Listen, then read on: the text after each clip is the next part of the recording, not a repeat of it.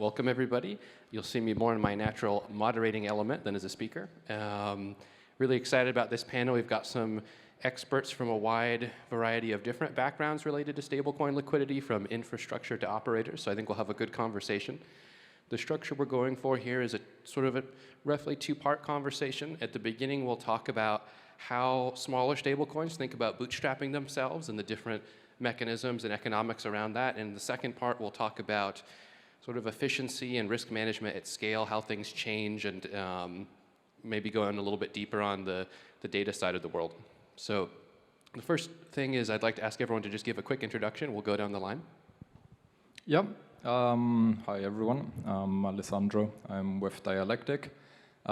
We are an asset manager and liquidity provider across DeFi. So we have over 100 million in AUM, and it's fully allocated to on-chain liquidity opportunities. So we provide liquidity to ETH and stablecoin pairs across most DeFi protocols, AMMs, lending markets, on basically all EVM chains. So I'll be providing the point of view of the liquidity provider and maybe give some insights on the risk management side and how we think about allocating liquidity to different protocols and stablecoins and so on. Hey, I'm Fig from Paladin. We help projects grow their liquidity on chain. So we help projects that are stablecoin providers, like on my left, basically stream rewards to grow and deepen the liquidity thanks to LPs, like the people on my right. Hi everyone, I'm Cyrille. I'm core contributor to Paladin DAO, and I'm representing today FX protocol, which is the latest protocol by Paladin. And FX basically enables two kinds of assets. The first kind is perfectly decentralized and on-chain stablecoin, which has perfect pegged and inherent yields coming from the reserve. It's called the reserve-backed stablecoin. And the second kind of asset is the leverage token, which is non-liquidatable, giving you up to 4.3x leverage on ETH without facing individual liquidation risk. So that's basically FX protocol. So I'm representing the stablecoin issuer here. Hi, my name is Martin. I'm contributor for Curve DAO, and I'm doing biz stuff things for Curve. And I'm like playing the part of the infrastructure provider, basically, because Curve is a big AMM for established asset. And yeah, that's my role. All right, so the first question I'm going to ask our panelists has to do with bootstrapping liquidity for a new stablecoin, and there's a few things that go into that. The first thing I'd like to talk about is deciding which asset to pair it with on an AMM, or perhaps multiple. So feel free to jump in freely, but I'm going to start out on the Curve side of the world with Martin, because it's a good home for that. Yeah, but what I think what project should do, analyze numbers basically, and try to make fact-based figures.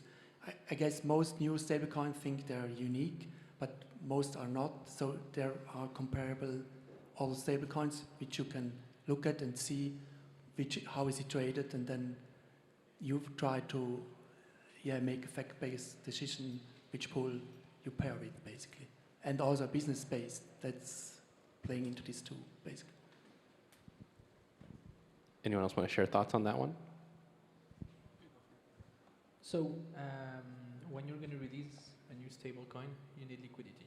So you have to bootstrap it at some point. There's multiple ways. You can just use your own treasury, basically own half of your own stablecoins, and pair it with another asset. Usually, something like 95% of any liquidity is paired either with a stablecoin, most of the time USDC, or ETH. That's what we see. Some people have tried lately to pair with WBTC. It's quite rare still. What most projects are going for is pairing stable to another stablecoin. The reason why that is it's much cheaper and much less risky for people to LP. So it's a much lower risk profile than pairing with ETH, because you might have impermanent loss, you might have all of these. Plus, depending on the resilience of your stablecoin in terms of stability, you're unlikely to keep the peg when ETH is going up or down if you're pairing. So only the bravest pair with ETH. I don't advise you to do it. Yeah, I think you made a pretty good point. What you want when you build a stablecoin is for it to be stable. So it's improving the peg to pair it with a stable. Obviously, with FX protocol, we don't really rely on external liquidity because our stables are mintable and redeemable at oracle price against the collateral at all times. So it has inherent deep liquidity on the protocol. But what you want once you release a stablecoin is for it to be liquid, so basically paired with very, very liquid assets. So I think the first choice could be, for instance, USDC, if you're okay with centralized exposure and LPs. But obviously there's also alternatives which are decentralized and very liquid. Yeah, I can second what all of the other panelists said. From a liquidity provider perspective, we mainly care about the impermanent loss. So for us, it's very difficult to LP into pools that are stable coin against ETH, for example, because then we have ETH exposure and we have impermanent loss. So for us, the easiest is if we can LP into stable pools. And then there's also the question about risk. So if you pair your stable coin with another stable coin that has some risk, then the liquidity provider will need to assess the risk of both stable coins in the pool. So usually it's recommendable to pair it with USDC, which is usually considered to be risk-free.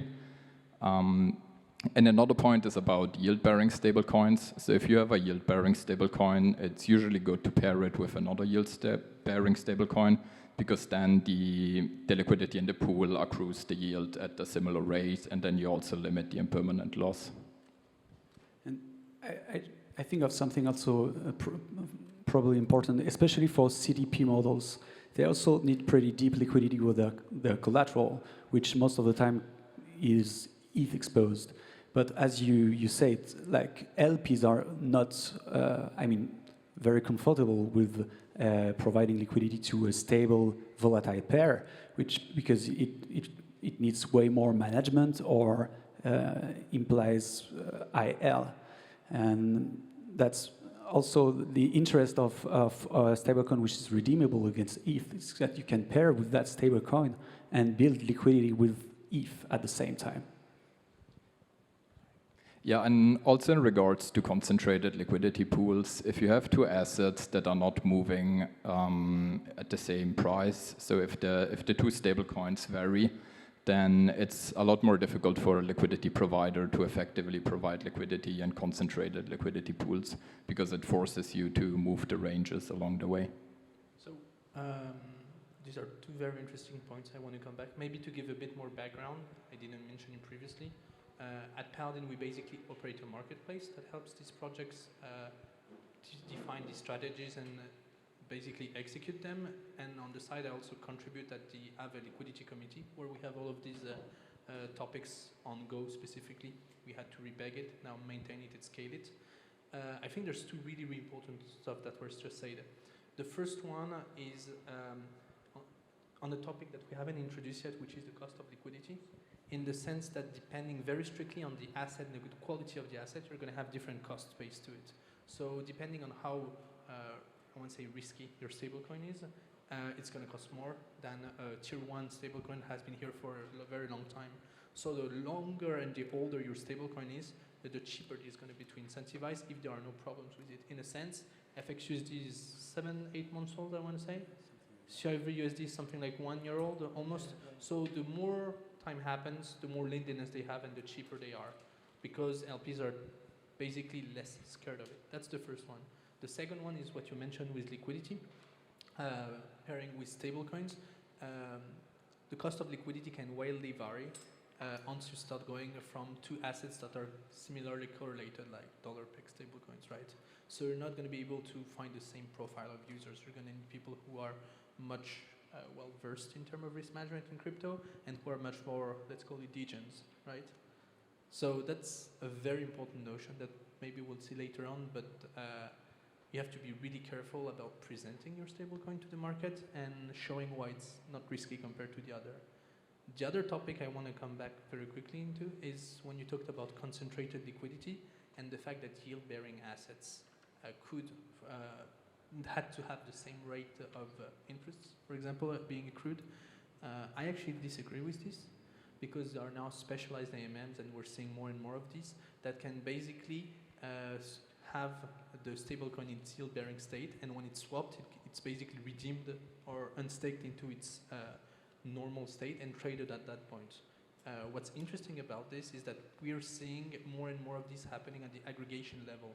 So Curve does not need to be able to provide liquidity between SDAI and SUSDE, because any aggregator, 1inch or Paraswap, are going to understand that they can unstake and swap directly on the base liquidity.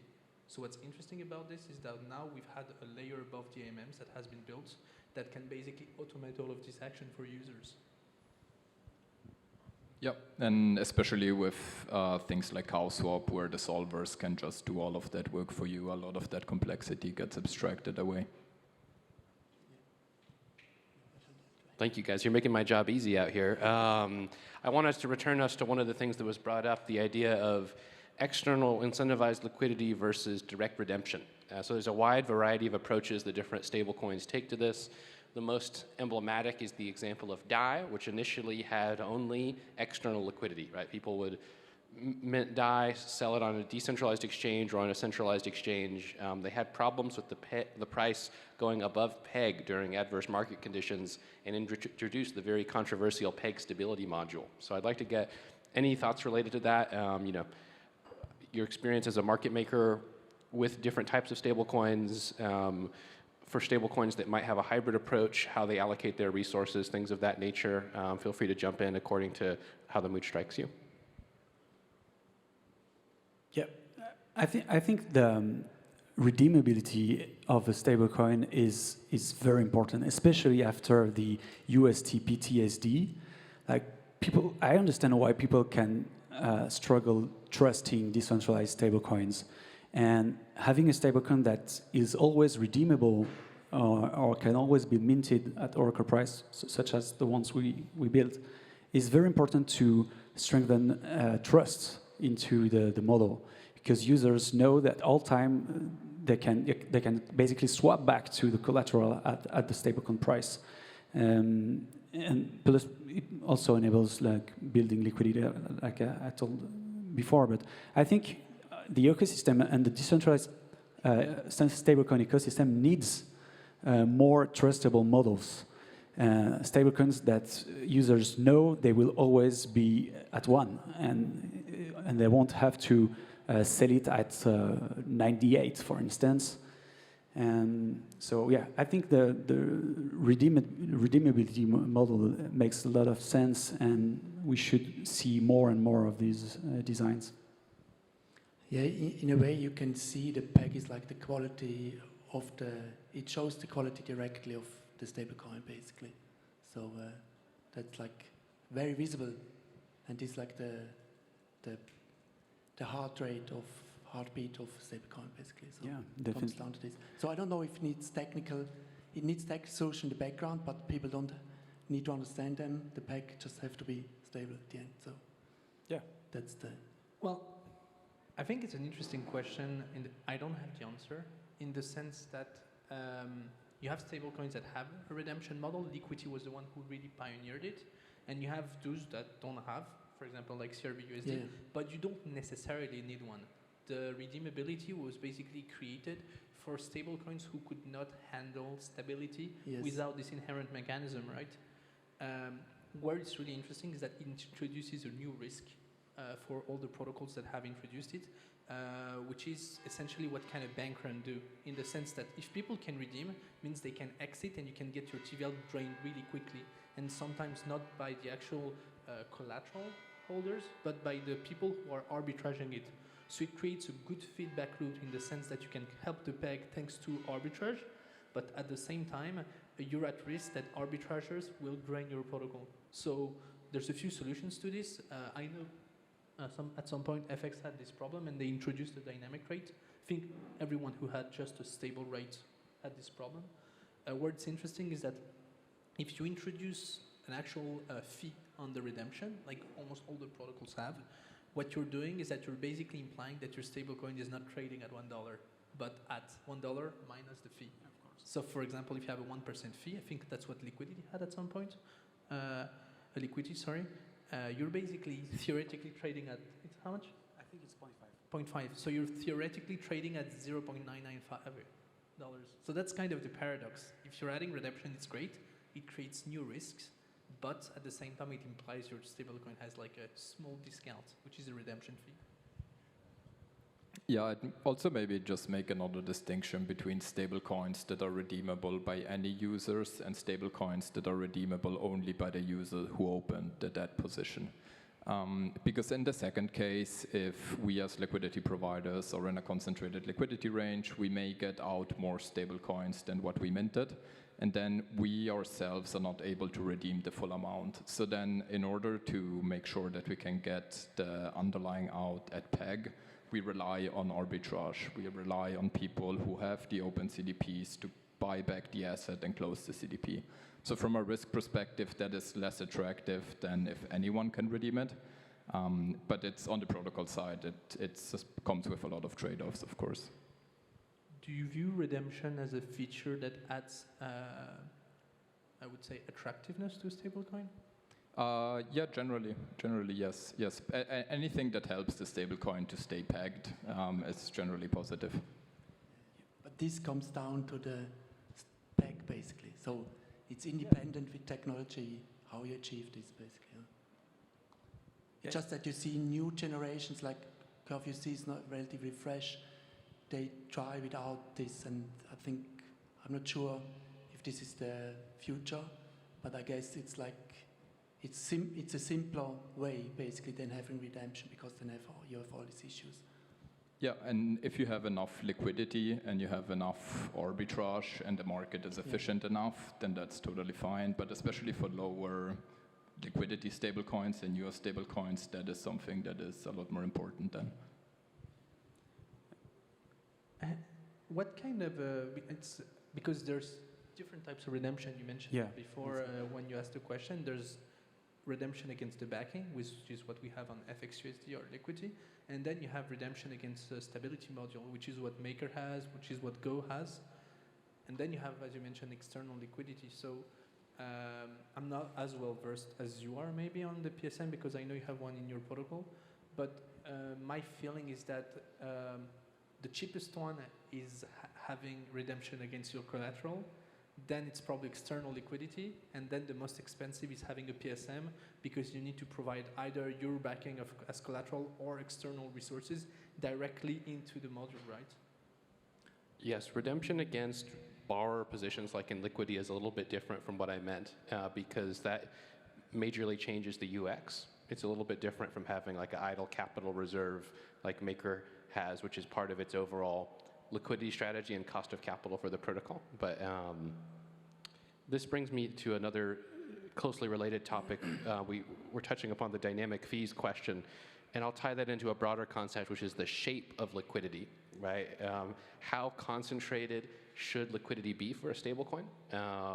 Should it be opinionated in any way, like the gyroscope, ECLPs? As far as dynamic redemptions, how do you know what the fee should be at any given point in time based on volume? Let's talk about thoughts related to that. I guess it depends on the stablecoin model. For instance, a CDP model may face higher selling pressure than, for instance, FX model, which is always mintable and redeemable at order price. So there's no selling pressure on our model, but CDP model, for instance, when the market is bullish, they face pretty high selling pressure, so they may need higher liquidity below the peg to face that selling pressure. I guess it just depends on the model and the overall liquidity. Yeah, I agree. It depends on the stablecoin, the launch strategy, the utility of the stablecoin. The reason why that is that, and also the users, who are the users, because depending on the utility that your stablecoin has, users are going to want to keep it or swap it to something else, which creates additional pressure, right? And it's going to depend on which AMMs you release it. I'm a very big preacher that you should release on multiple AMMs. You should almost always have a curveball, because the way Curve is designed, it's going to enable a very resilient around the peg. And the strategy we usually recommend is using one main pool on Curve as basically the basis for liquidity, and then one concentrated liquidity depending on your use case with a different shape. So you can do concentrated liquidity today on 3 AMMs, mainly, which are Uniswap, Maverick, or Gyroscope on Bouncer, and then a main pool on Curve, which enables you to really have the resilient liquidity.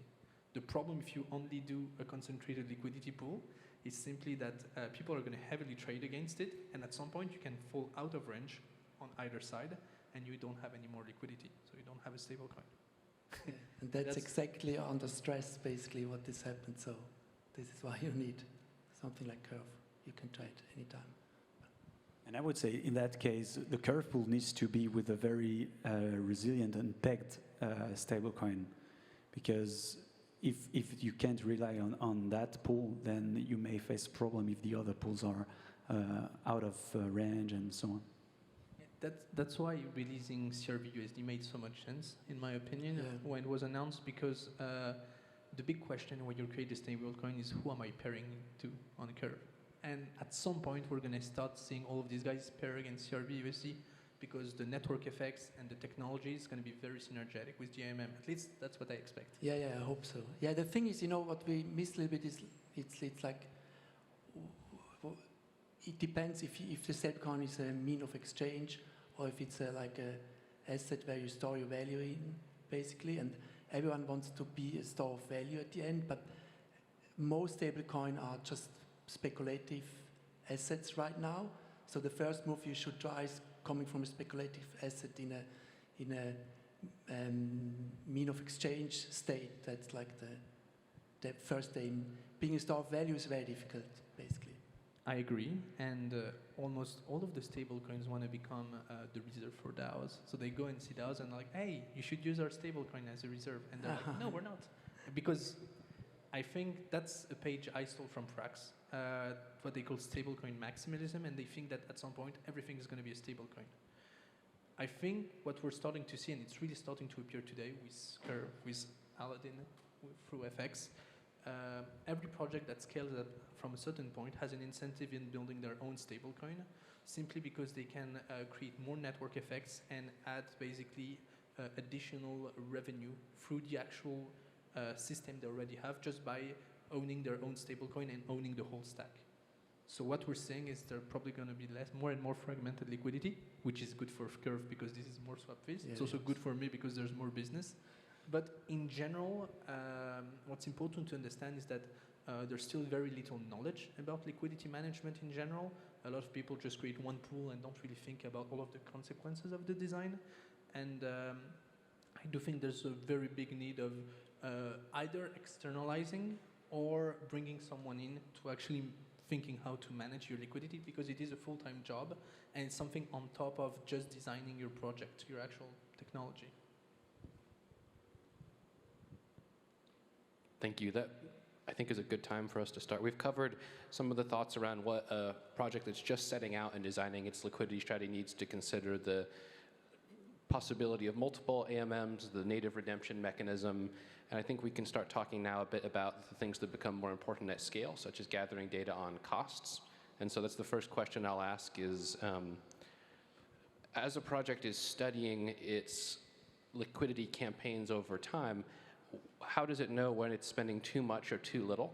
And what are the considerations that go into an optimized strategy? How often should emissions rates for a token be adjusted?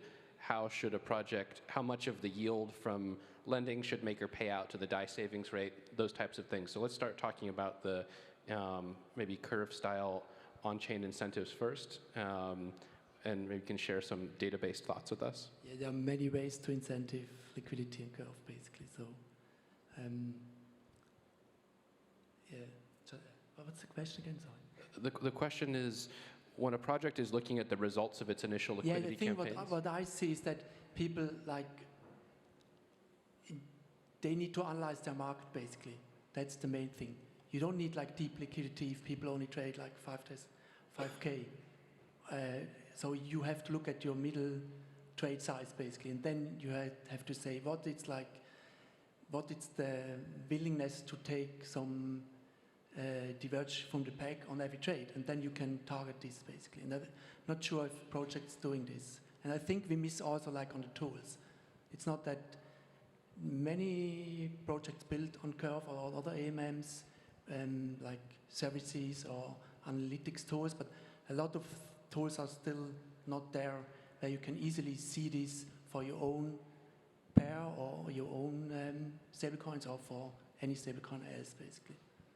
Yeah, technology for liquidity management is extremely primitive today, and I'm saying as one of the people who's building it, in the sense that it's, I think, a domain, that specialty that's been existing for maybe 2-3 years at most, so there's very few people today who are still knowledgeable about it.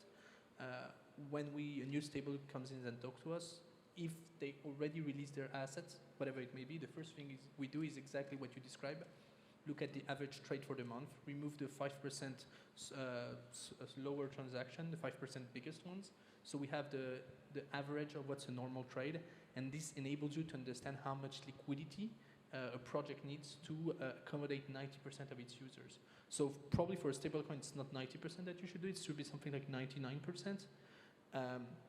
But in general, what's complicated about all of these incentives and the way the structure of all of this work is that some projects are going to come in with a budget in mind, and some other projects are going to come in with a goal in mind. The problem is these two are not always compatible, depending on the resources you want to spend on it, or depending on what you build. So you have projects overspending, and you have projects underspending. There's kind of an equilibrium. It's going to depend to what you do, right? Yeah, I mean, it makes total sense, and I guess the metric you want to follow is how much do you spend to gather that amount of liquidity you need to stay at peg and facilitate transactions. So yeah, I guess that's it. Yeah, I'd also add a point around the fact that like projects don't live in a vacuum. And so, for example, the DSR is paying 8% for holding DAI. So if you are incentivizing your new stablecoin, which has a lot more risks than DAI, and the incentives are at 12%, then that's not really attractive for liquidity providers. And so as we have seen over the last couple of months, the entire rates in DeFi went up. All of the incentives went up, all of the yields went up. So as a liquidity provider, what we care about is risk-adjusted return. And so if we can move our money to some other stablecoins, which has lower risk but pays the same incentives, then the market is efficient and the liquidity will move to whatever is offering the best risk-adjusted return. So even as a project, I think you need to be very mindful of what's happening outside of your ecosystem and just be sure that the rates that you are offering to LPs are competitive with the market rates. And the market rates can change quite quickly. If some new protocol comes out with a new big incentive program, then it's going to attract a lot of liquidity, and that liquidity will come from projects that don't have the same resources to incentivize LPs. And then the other thing is around the risk. So it's important that you understand what risks the liquidity providers take when providing liquidity, and you need to incentivize the liquidity according to the risk that the LPs are taking. And there's a lot of things that protocols can do to make the liquidity more attractive to the liquidity providers by reducing the risk. So it's I've been writing an article on what you just said, and it's something that's taking a lot of space in my mind lately, because there's a huge problem in crypto compared to traditional finance. I come from banking law, and the thing is, in TradFi, we're into an organized system that's ruled by central banking, right? And these central banks have what you call repo banking, which is basically, I would say, the nominal, the base rate for all the economy, right?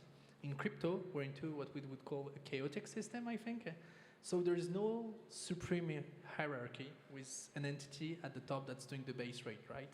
So what's happening is that you have a ton of rates. None of them is the zero risk one or the riskless one. So you have to think, okay, what's the base rate today? And today it seems we're thinking it's probably Maker because it's the biggest.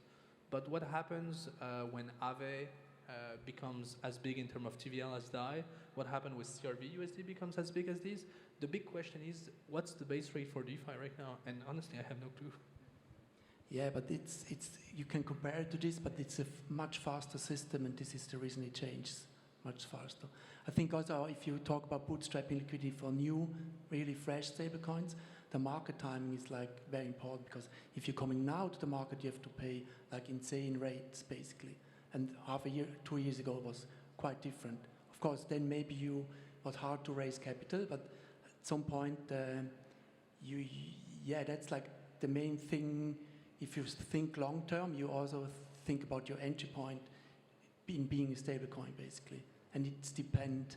You want to spend much on incentivizing the liquidity, or you want to build your market early, or this kind of thinking. It's not just a one-time shot, basically. Yeah, but rates are not going down because it's partly due to competition, right? And the more stablecoins there are, the more they have to keep paying. You think so? No, I think the rate is only, there's one reason the rate is up. One is like the US dollar has a higher rate, and the second is because we're in a bull. But if the bull is out, I think we will see the same as last. We'll just dry out. Yeah, that's true. Thank you for that. The next question I have for you guys is, what are your thoughts about longer-term types of liquidity management? You know, the vast majority of liquidity incentives in DeFi are short-term oriented. LPs can come and go at any time, but there's been some interesting experiments around locked liquidity, and sometimes this is quite short. You know, for Athena SUSDE, it's a 1-week redemption period. There's been a lot of popularity on Pendle, 2 or 3 month fixed yield assets in this cycle. Then we have things like Frax Finance, Frax Bonds, and there have been some older protocol-owned liquidity types of things from the last cycle, which maybe can unearth those skeletons or not. We'll see. But I'm curious both from the capital provider perspective and the protocol perspective, as far as what do you see as the benefits and the downsides of maybe longer-term liquidity locks, and what durations might be the most attractive? Yeah, maybe I can start on this one. So I think that we have been doing a lot recently is to work with the protocols directly and establish some long-term liquidity partnership instead of going through the public incentive programs, which are very unpredictable on the payout side. Like, we don't know what the rates are going to be. But then also on the protocol side, they have no guarantee that the liquidity that they're paying for now will be there in 2-3 weeks. So we have had a lot of traction on this. We're working with a lot of the major bridges and some AMMs. And it's something that I see being more and more popular in the future because it just makes sense on both sides. Like, the protocols need liquidity for long periods of time. They want to be sure that the liquidity is there. They want to have a say in where the liquidity sits. And for us, it's great that we know that we get some rates and we don't have to shift the capital back and forth and to different protocols all the time. So there's no good protocol to do this in DeFi right now. We have been seeing some experimentation around that, but I do think that the future is going to go more in that direction, where you have a few big liquidity providers that are most of the liquidity for the protocols that need it, and then whatever's not filled by that gets filled by retail of just people moving their capital around. Yeah, I agree with that, but somehow I think it's the technology itself. If you look at pooled assets, it's very hard to put the timing into this.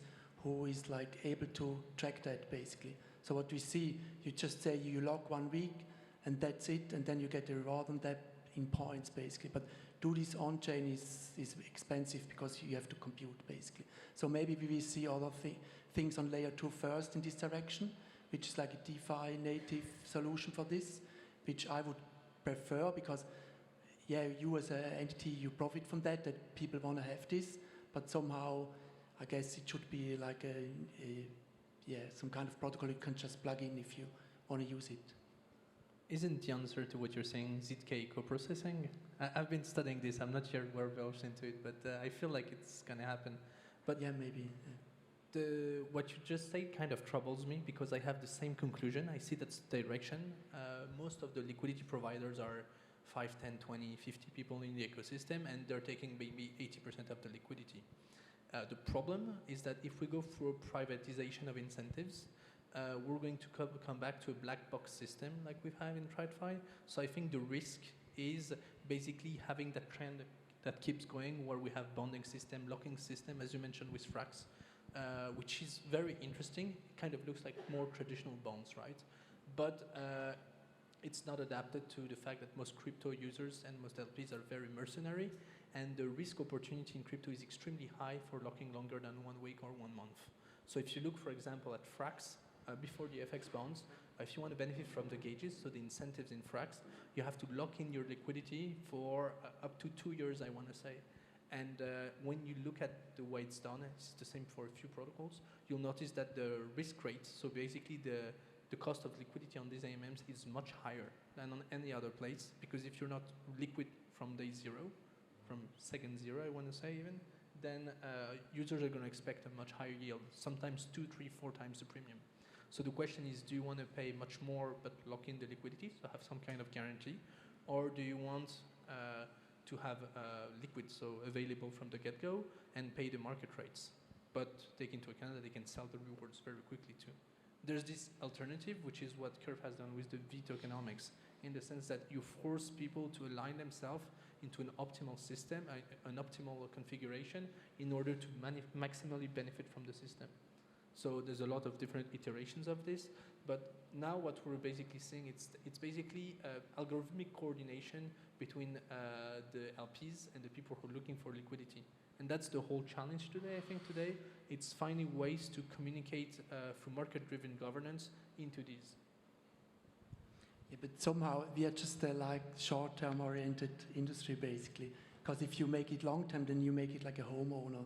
You try to refinance if it's cheap. So that's if you're like an established protocol and you want to have liquidity, then you try to make deals in a bear, and then people will give you money cheap basically, and then you just hope that you get a better price for long-term.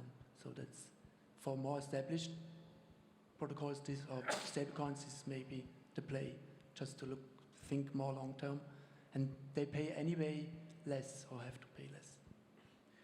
I think there's no binary answer to that, because basically you can rely on sustainable liquidity and be okay to pay a little more for sustainable liquidity, especially if that's liquidity is profitable, because it can be more expensive but still profitable if the protocol has a profitable design. So, and building that base layer of liquidity can also reinsure and create like some kind of virtuous circle around the protocol, and then you can rely on less, attract like maybe less, I don't find the word, like more short-term liquidity as well, on top of that base layer of long-term liquidity. I think like both strategies are good, basically. I think what Martin was saying, and what you bounced on, brings in an important topic, is that most projects in crypto are startups, right? 3 or 4 years old startups for DeFi. So they're very young. The average is something like 98% chances of dying in 5 years for crypto projects, right? So most of them are not thinking long-term. They're just throwing incentives week by week. And very few are thinking long-term by creating systems that are going to be able to uphold liquidity over very long periods of time. Curve and FX are actually exceptions more than the norm today. And that's what we're seeing. Like, we've been live and doing this for the past 2 years. I think we have 3 clients who have been with us for the past 2 years. And these long-term people, the ones who have very long-term vision, are the ones who are also the most likely to succeed, because they already are showing to LPs that, yes, we have a plan for long-term. And that, I think, is something that's missing on Curve, is that we don't have today what we would call liquidity streaks, in the sense that you don't know how reliably a pool has been streaming incentives. Yeah. Maybe soon. I agree. Yeah, now I'm managing liquidity for lending markets, and the market somehow is also a bit naive, I guess, somehow, because nobody asks you how long you want to pay this and how long does it work, and so it's like that. But it's like a pro market. They care, I guess, but normal people, they don't care. They just shift on numbers, basically. Yeah, we had to build a lot of software in-house to keep track of what the incentives are, and also like there's a lot of protocols that show you a number on the UI, and then when you actually do the math on how much you've been earning, it's not that number. So the whole space is not very efficient in that. Like, we need to do a lot of work to make sure that we are getting paid what the UI says, that like the risks are what the documentation says, and there's just, it's not a very efficient environment as of right now. Yeah, and if you think about, we talk about the price of liquidity basically, but who pays for this, at the end? And at the end, either the investor pays or like people who get the token dumped on pay, or yeah, who pays for the. I think that's the other side. That's the reason why you fire up a stablecoin and then you make a token, you incentivize with the token. The token, of course, will just fell constantly down because people farm it, and then you're done. This is the reason why I call them. Then it's not a stablecoin anymore in the sense for. It's not a stablecoin. The stablecoin is then a speculative asset. It's not what money is. It's not a store of value. It's not a mean of exchange during the speculative asset period. It is, but afterwards, just it's gone and died. Well, the formula for the efficiency of a stablecoin provider is very easy. It's revenue from the protocol through stablecoin streams minus cost of liquidity. It's basically just this, right? And if you're making less than the cost of liquidity, then your project is not sustainable. That's okay if you bootstrap, know which one, but question is, where is the level where you say you never have a chance if you bootstrap like this to achieve anything sustainable, basically. Yeah, and maybe just one last point on the cost of liquidity is that for some opportunity, especially on like lending market, you have like the incentives, but you also have some organic yield, which just comes from like the interest rate that the borrowers are paying, or in AMMs you have the organic yield that comes from trading fees.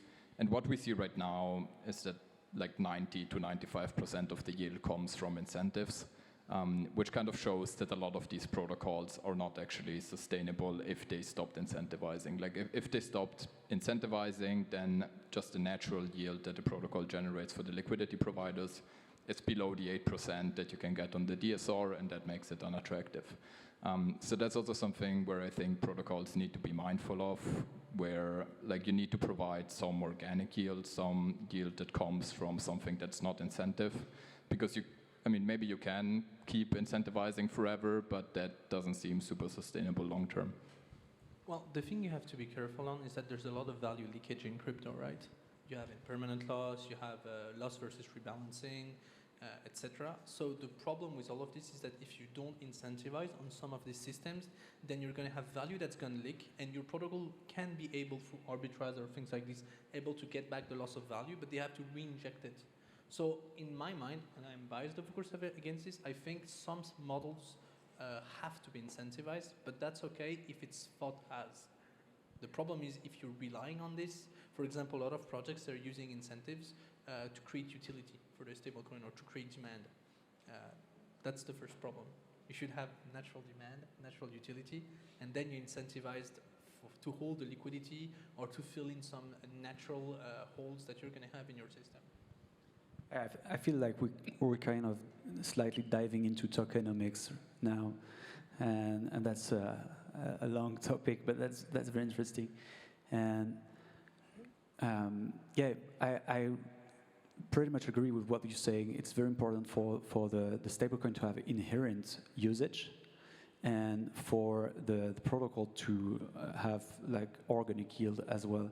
But and you were asking who's paying for the liquidity, and that basically most of the time is the governance token holders. And that's why also the token mix comes into play, and the governance tokens needs to find a way to be profitable as well. So I think, that's why I really like the revenue sharing tokens as well, because if the protocol is overall profitable, then everyone can find its way to take the most of it. And that was my point. Yeah, I think the landscape changed in a way that I think the level to enter this market is harder than last cycle, of course, because now you have established player, you have big pockets and earn money somewhere, and then they spend it on adoption, on the real, they can sustainably pay like for liquidity, and that's different. You are a fresh stablecoin, so. I'm not sure I got your point. The thing is, you think, is it harder to enter this market as before? Is it the same, or maybe it's a question for all of you? The way I see it in that cycle is way different. It's like incentives are not tokens anymore. Like protocol who's been growing the most recently don't even pay any incentive. They distribute points, basically. Yeah, you've just preempted my next question, so that's good. So it's way different from the previous cycle. And again, it's slightly different for us because we don't rely on external liquidity, and we actually provide a way for those who need external liquidity to build efficient liquidity thanks to our design. So it's a different stablecoin design. But yeah, I think this cycle has been driven with this point system. But at some point, like, real money is real money, and revenue sharing tokens are revenue sharing tokens. That's kind of a certainty. You're getting value at some point, whereas points is basically VCs dumping on retails. Yeah, but if you look at the neutral weight points, it's like it solves a lot of problems basically. It's not. Yeah. That's very convenient, of course. Yeah. It gives more control to the projects, right? But you know what's interesting is that we just talked about locking liquidity before, right? So creating a certainty. Paradoxically, points are the opposites. So you're locking in rewards and getting them later on at a specific date, but the liquidity remains available at any time. So it creates a lot more trust obligations towards the project, because if they screw up, and most of them have, because people have very high expectations, well, you're screwed. Your project is basically done if you fail your biggest point campaign early on. However, what's interesting compared to, for example, liquidity mining is when you're doing liquidity mining, you're going to have a constant stream of rewards that's distributed. And since most projects use their governance token, it can create, that's not the case for everyone, basically constant sell pressure on the assets. And if you don't have the demand that's basically going against it, you're just going to have a token that's going to be slowly going down. So the difference is that if you're using points and even seasons, like Ether is doing, many others are, you're basically releasing the token in one wave. Each season, let's say 3 months, 6 months, you're releasing 1%, 5%, 10% of the supply. So what's happening is that if you're doing this, there's one huge big liquidity event, and you can call us and do liquidity ops to prepare liquidity for this. And then you're okay for the next 3, 6, 9 months. So it creates, and I've become a believer in this, and I'm a points hater, by the way, that doing seasons and distribution at this time creates a healthier liquidity than doing incentives in one go. It's something I've been thinking of lately. I wish we could dive deeper into this, but I think the little red numbers on the screen are telling me that I've already overstayed my welcome. So I just wanted to thank everyone for coming out, and I'm sure we'll be following up these discussions after the session and elsewhere. So feel free to flag any of us down and get our takes. Thank you all. Thank you very much. Thanks.